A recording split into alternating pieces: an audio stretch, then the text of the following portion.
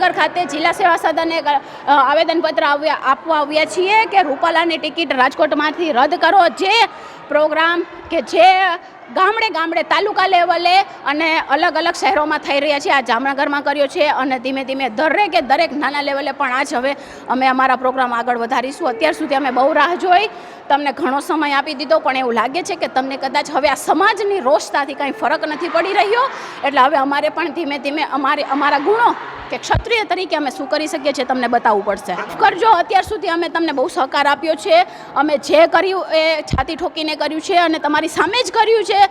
લાખોની સંખ્યામાં જનમેદનીએ હાજર હોય છે ને સંમેલનો કર્યા છે, પણ એવું કહેવાય છે કે જ્યારે તમે રણ મેદાનમાં ઉતરો તો તમારી રણનીતિ બતાવવાની હોતી નથી।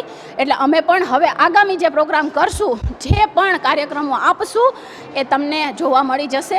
અમે હવે રણનીતિ ખુલ્લી નહીં કરીએ। લાખોની સંખ્યામાં તમે જોઈ શકો છો, લાખોની સંખ્યામાં લોકો અમારી સાથે છે, હજારોની સંખ્યામાં અમારી ક્ષત્રિયાણી બહેનો બારે આપ એનો અવાજ સાંભળી શકો છો, કારણ કે આજે એનો રોષ છે। તમે જે અપમાન કર્યું છે, આજે એનો રોષ છે, તમે હજી સુધી અમને સાંભળી નથી રહ્યા, એનો રોષ છે। તો આ રોષ દર્શાવવા માટે આજે અમે કલેક્ટર કચેરી આવીએ છીએ આવેદનપત્ર દેવા માટે કે રૂપાલાને અહીંથી હટાવો, હવે બહુ થઈ ગયું। અમે તમને બહુ રિક્વેસ્ટ કરી, પ્લીઝ આપ સાંભળી લ્યો તો સારું છે। હજી અમે આ જ શબ્દો ઉચ્ચારીએ છીએ, પણ મને એવું લાગે છે કે હવે આનાથી આગળ જવું પડશે એવું લાગી રહ્યું છે। પુરુષોત્તમભાઈ રૂપાલાએ પોતાના નિવેદનમાં એવું આપ્યું છે જેથી કરીને અમારા તમામ ક્ષત્રિય બહેનોની લાગણી દુભાઈ છે અને લાગણીમાં રોષની પ્રગટ્યો છે।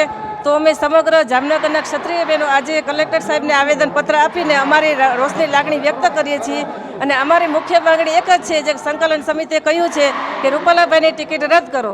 જો ટિકિટ રદ નહીં થાય તો અમારા ક્ષત્રિય સમાજ દ્વારા જે વિવિધ કાર્યક્રમો થશે ને જેનો બહિષ્કાર થશે ને સત્યાગ્રહ થશે, તો એમાં પણ અમારો પૂરતો સમાજ સાથે છે અને એ છતાંય પણ જો ટિકિટ રદ નહીં થાય તો પૂરા ભારતના ક્ષત્રિય સમાજો ભાજપ સરકારનો બહિષ્કાર કરશે અને અન્ય પક્ષને સમર્થન આપશે, જેમાં અમે સંકલન સમિતિ જે પક્ષ માન્ય કરશે એને અમે સમર્થન આપશું।